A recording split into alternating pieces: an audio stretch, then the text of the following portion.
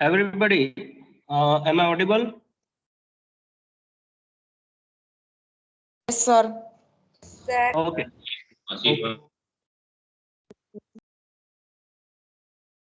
So we are going to start our session. Uh, the division of combined branch, that is electrical, IT, and IC. Okay.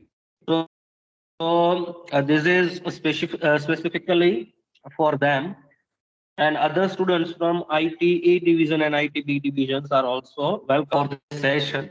ITA division, ITB division, I think algorithms and flowcharts are completed, but for combined branches, the topic is pending. So we are going to first discuss what is algorithm, and then we will see different aspect of algorithm, and then we will see the concept of flowchart. Okay. So let's start our session, introduction to algorithm.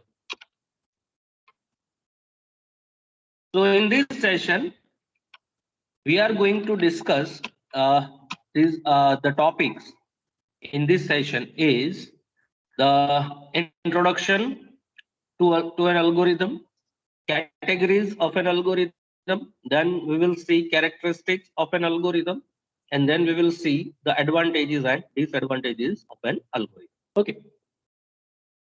So let's start. First of all, what is an algorithm? Okay, as we all know that the definition of program is the set of instructions. Okay, so set of instruction means whenever you are just providing some instructions and the program are applied some rules and some concept or some process on the input, and then it will generate the output. Okay, just take one example of say for example calculator. If you want to perform the operation of addition of two values, then you need to provide two values, that is your input. Then you need to press addition button, that is plus sign, and then at the last you will get the result. Or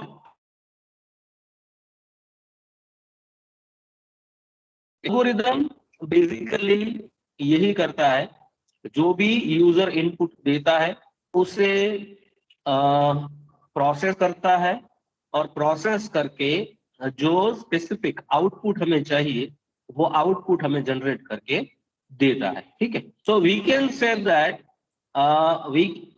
we have some problems. Okay, our subject name is programming for problem solving.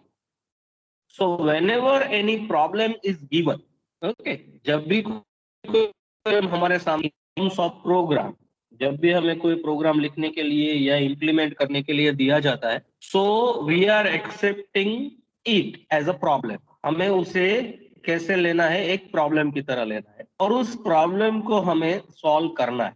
उस problem को solve करने के लिए आप जो भी step by step procedure करते हैं, उस स्टेप बाय स्टेप प्रोसीजर को हम क्या कहते हैं, अल्गोरिदम कहते हैं. ठीक है. तो अल्गोरिदम की बेसिक डेफिनेशन हम ऐसे लिखेंगे, an algorithm is a step by step procedure which defines a set of actions to be executed in a certain order to get the desired output. और सिंपली आप ये भी लिख सकते हैं, a algorithm it is a step by step solution for a given problem. Okay, so कोई भी problem जब हमें होता है तो उस प्रॉब्लम का स्टेप बाय स्टेप सॉल्यूशन हम जब देते हैं तो उस स्टेप बाय स्टेप प्रोसीजर को हम क्या कहते हैं, अल्गोरिथम. ठीक. Let's move on. Algorithms are generally created independent of underlying languages so that an algorithm can be implemented in more than one programming language. Algorithm basically एक method है, मतलब एक स्टेप बाय स्टेप सॉल्यूशन है. For example अगर आपको भावनगर से अहमदाबाद जाना है तो भावनगर से अहमदाबाद जाने के लिए कौन कौन से ऑप्शंस अवेलेबल है वो आप देखेंगे. Say for example by vehicles, for example by car जाना है, बाय बस जाना है, जीएसआरटीसी से जाना है, बाय एनी प्राइवेट ट्रैवल्स जाना है, या किसी अपने फैमिली मेंबर के साथ या के साथ जाना है, एक्सेट्रा एक्सेट्रा ऑप्शन। अगर से फॉर एग्जांपल आपको प्राइवेट ट्रैवल्स से जाना है, तो आप क्या करेंगे कि भाई आप उसका टाइम टेबल देखेंगे, आपको कब निकलना है, आप कौन से कितने बजे की बस प्रेफर करेंगे, कितने घंटे ट्रैवलिंग करेंगे, कब आपको पहुंचना है, ये सब आप देखेंगे। ठीक है, फिर आप रूट चेक करेंगे कि भाई कौन से रूट से जाती है बस, वाया धोलेरा जाती है, वाया धंधुका जाती है। तो वाया धोलेरा जाएंगे तो कम टाइम में पहुंचेंगे, वाया धंधुका जाएंगे तो it will take more time. तो ये सब फिर आप डिसाइड करते हैं कि भाई आप अपने घर से निकलेंगे, फिर कि 12 बजे की बस है तो फिर आप घर से 11 बजे निकलेंगे, आधे घंटे में बस की ऑफिस पे पहुंच जाएंगे, बस आएगी, बस में बैठेंगे और अहमदाबाद पहुंचेंगे। ठीक है, so this all are thinking. आपने जो भी आपने, आपका प्रॉब्लम क्या था, आपको भावनगर से अहमदाबाद जाना है, that is your problem, but कैसे जाए। ठीक है, तो उसके लिए भी दिमाग में जितने भी स्टेप्स आपने फॉलो किए, सबसे पहले इतने बजे निकलना है, टिकट बुक करनी है, इतने बजे घर से निकलना है, इतने बजे बस आएगी, इतने बजे अहमदाबाद पहुंचेंगे, वाया वाया जो भी आपने सोचा, this all are the steps. Okay, so this all steps are known as your algorithm for your problem solving. Okay, यहाँ पे दिया गया है कोई भी एल्गोरिदम है वो एक जनरल इंस्ट्रक्शन है, वो किसी प्रोग्रामिंग लैंग्वेज के ऊपर डिपेंडेंट नहीं है। से फॉर एग्जांपल कोई एल्गोरिदम हमने लिखा एडिशन के लिए, तो वो सिर्फ सी लैंग्वेज के लिए ही है, ऐसा नहीं हो सकता। वो एल्गोरिदम एक general step by step solution है, वो किसी प्रोग्रामिंग लैंग्वेज के ऊपर डिपेंडेंट नहीं है। ठीक है, then algorithms design are language independent, so that they are just plain instructions that can be implemented in any language, and the output will be the same as expected. कोई भी programming language आप लेंगे, तो उस programming language में अगर आप programme define करते हैं तो प्रोग्राम का आउटपुट सेम ही रहेगा। फॉर एग्जाम्पल सी लैंग्वेज में आपने a+b का प्रोग्राम बनाया, तो आउटपुट आपका से फॉर एग्जाम्पल आपने 3 और 4 दो इनपुट दिए वैल्यू, तो उसका आउटपुट 7 ही आएगा। ठीक है, प्रोग्राम में चाहे आप सी लैंग्वेज में प्रोग्राम लिखे, C++ में लिखे, PHP में लिखे, जावा में लिखे, पाइथन में लिखे, कोई भी प्रोग्रामिंग लैंग्वेज में आप लिखेंगे तो आपका आउटपुट सेम ही आएगा। मतलब अल्गोरिदम है वो एक जनरल इंस्ट्रक्शन है, उस इंस्ट्रक्शंस को आप कोई भी प्रोग्रामिंग लैंग्वेज में इंप्लीमेंट कर सकते हैं। ठीक है, then we are going to see the categories of an algorithm. So based on the type of process, or we can say that from the data structure point of view, following are some important categories of an algorithm. Data structure, यहाँ पे जो एक word लिखा है, ये एक आपका subject का नाम है जो आपको थर्ड सेमेस्टर में सिखाया जाएगा। ठीक है, तो थर्ड सेमेस्टर में हमारा सब्जेक्ट आएगा डेटा स्ट्रक्चर, तब आप सीखेंगे कि डेटा स्ट्रक्चर में क्या क्या होता है। बट अल्गोरिदम को अगर हमें कैटेगरीज में डिवाइड करना है, तो डेटा स्ट्रक्चर के हिसाब से हम अल्गोरिदम को कैटेगरीज में डिवाइड कर सकते हैं। ठीक है, तो these are the first is what we can say that searching algorithm. So what is searching algorithm? Searching algorithm is one kind of, we can say that when we have write an algorithm for a particular task, that is searching. अगर हमें एक 100 values दी गई है, कोई भी randomly values हमें दी गई और उसमें हमें फाइंड करना है कि फॉर एग्जांपल 1 से 100 की वैल्यू दी गई है, तो हमें फाइंड करना है कि इसमें 55 है या नहीं है। तो वो जब हम सर्च करते हैं तो उसे बोलते हैं searching algorithm. Okay, so algorithm to search an item in a data structure. Then the second one is sorting.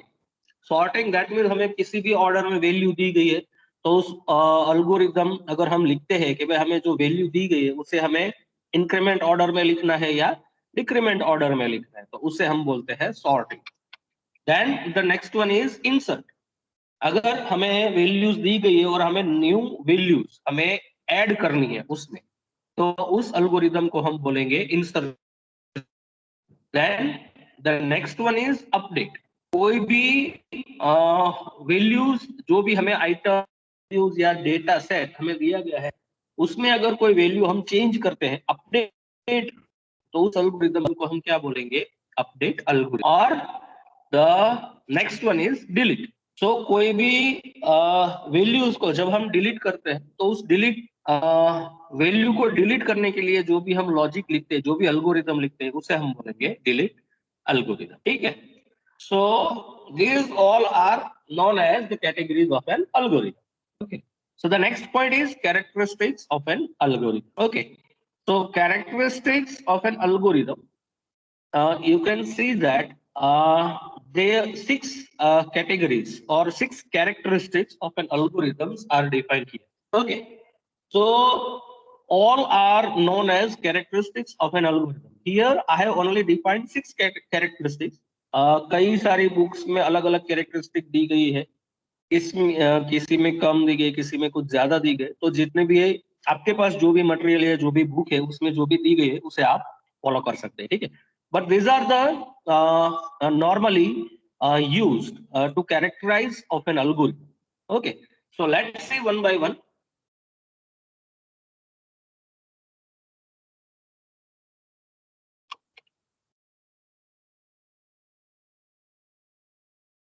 The first one is clear and unambiguous.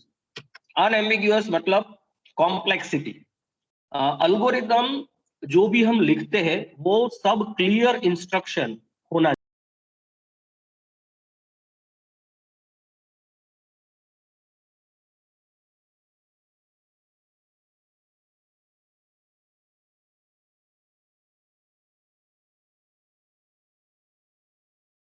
Sir, your mic is mute. Am I audible? Yes, sir. Okay. So the first Yes, characteristic. Sir. Ah. Okay. Okay. So the first characteristic of an algorithm is clear and unambiguous. कोई भी algorithm जब भी आप लिखते हैं तो उस algorithm के इंस्ट्रक्शंस क्लियर होने चाहिए। मतलब जो भी इंस्ट्रक्शंस आप लिखते हैं वो सबको पता।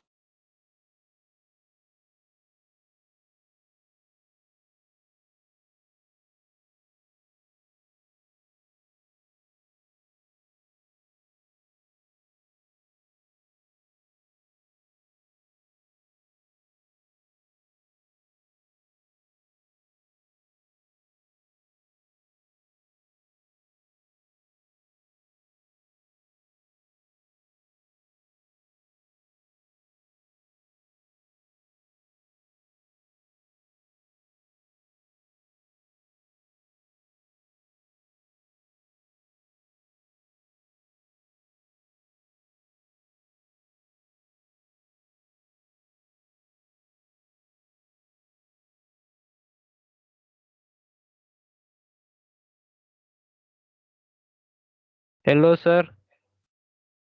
સર તમારો અવાજ નથી આવતો. Am I audible? હા હવે આવે. Okay. So the second characteristic is well-defined input. This is most important characteristics of an algorithm. So कोई भी प्रॉब्लम, जब भी आपके सामने कोई प्रोग्राम आता है एज अ प्रॉब्लम, तो उस प्रोग्राम में इनपुट क्या है और आउटपुट क्या है ये आपको समझ में आना चाहिए। मतलब आपको समझ में आ गया तो उस इनपुट को भी आपको प्रॉपरली प्रोग्राम में देना पड़ेगा, एल्गोरिदम में लिखना पड़ेगा। ठीक है। से फॉर एग्जांपल हमने कोई डिवीजन का एक प्रोग्राम लिया, C is equal to A divide by B। ठीक है। तो हमें पता है as a mathematics rule that जो भी A डिवाइड बाई B अगर हमने इक्वेशन लिखा है तो ए को बी से हम डिवाइड कर रहे हैं तो बी की वैल्यू कभी 0 नहीं हो सकती, ये एक रूल है, ठीक है। इनपुट कभी भी बी की वैल्यू 0 नहीं होनी चाहिए, ये आपको स्पेसिफाइड करना पड़ता है जब भी कोई आप इनपुट के लिए इंस्ट्रक्शन लिखते हैं एल्गोरिदम में, तब, ठीक है। तो well defined input, so it is, if an algorithm says to take inputs, it should be well defined inputs. Then the next one is well defined output. जैसे ही आप इनपुट देंगे एल्गोरिदम में, वैसे ही उसे प्रोसेस किया जाएगा और आउट जनरेट किया जाएगा, ठीक है। तो वेल डिफाइंड आउटपुट मतलब जो आपको आउटपुट चाहिए वही आउटपुट मतलब मिलना चाहिए, और करेक्ट आउटपुट मिलना चाहिए। 3+4 मैंने अगर डाला है, 3 और 4 वैल्यू मैंने डाली और प्लस ऑपरेशन मैंने किया है, तो मुझे आउटपुट 7 मिलना चाहिए, 8 नहीं मिलना चाहिए, ठीक है। तो आउटपुट स्पेसिफिक होना चाहिए और करेक्ट होना चाहिए, ठीक है। Then the next one is finiteness. Finiteness means the algorithm must be finite. That means जैसे भी हम कोई प्रॉब्लम के लिए सॉल्यूशन लिखते हैं, तो उस प्रॉब्लम को जब हम एग्जीक्यूट करते हैं तो वो एग्जीक्यूशन इनफाइनाइट टाइमिंग के हिसाब से रन नहीं होना चाहिए। मतलब एक एल्गोरिदम मैंने लिखा है a प्लस बी के लिए, तो जब a प्लस बी का ऑपरेशन खत्म हो जाएगा तो वो एल्गोरिदम उस एल्गोरिदम का एंड हो जाना चाहिए, वो इनफाइनाइट लूप के हिसाब से आउटपुट जनरेट नहीं करना चाहिए। So algorithm must be finite, okay. Then the second one is feasible. Algorithm में जब भी कोई प्रॉब्लम के लिए आप एल्गोरिदम के लिए इंस्ट्रक्शंस लिखते हैं, तो वो इंस्ट्रक्शंस फिजिबल होनी चाहिए, ठीक है। मतलब मैं अगर बोलूं कि भाई कोई भी अगर प्रैक्टिकली कोई भी अगर प्रोसेस पॉसिबल है तो वो फिजिबल हुआ। फॉर एग्जांपल अगर हमें 5/3 करना है, सो इट इज फिजिबल, मतलब पॉसिबल है। बट अगर मैं बोलूं कि 5 divide by 0, so it is not feasible, it is not possible and it is not defined in mathematics, okay। किसी भी वैल्यू को आप 0 से डिवाइड नहीं कर सकते, because it theoretically or logically answer will be infinite, okay। so ऐसा नहीं होना चाहिए, कोई भी हो तो उसे जो भी एल्गोरिदम अगर हम लिखते हैं तो वो कैसा होना चाहिए, फिजिबल होना चाहिए, ठीक है।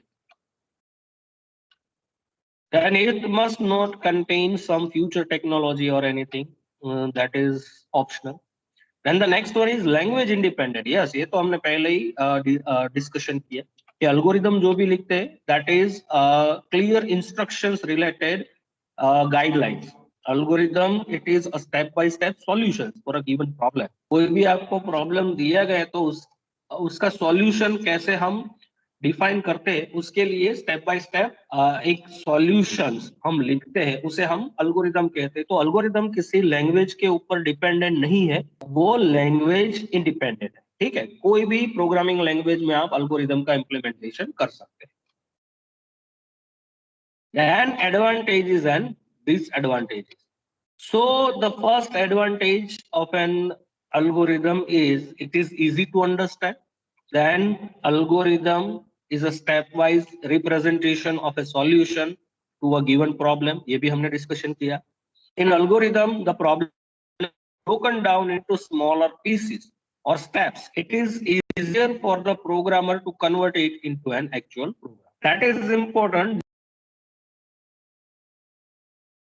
जब आपके पास अगर કોઈને ભાઈ છે ને ભાઈ લેક્ચરમાં રહેવાની કોઈને ઈચ્છા ન હોય તો જતા રહે, ખોટે ખોટી છે ને હળી ન કરો, થોડી વારે મ્યુટ કરી દેવામાં આવે છે અને કોઈક છે એ બીજાને રિમૂવ કરે છે, અને લેક્ચરમાં ન રહેવું હોય તો રિલીવ થઈ જાવ તમે, ખબર પડશે ને કોણ છે ઈ, તો પછી કોઈ દિવસ લેક્ચર નહીં અટેન્ડ કરવા દઉં।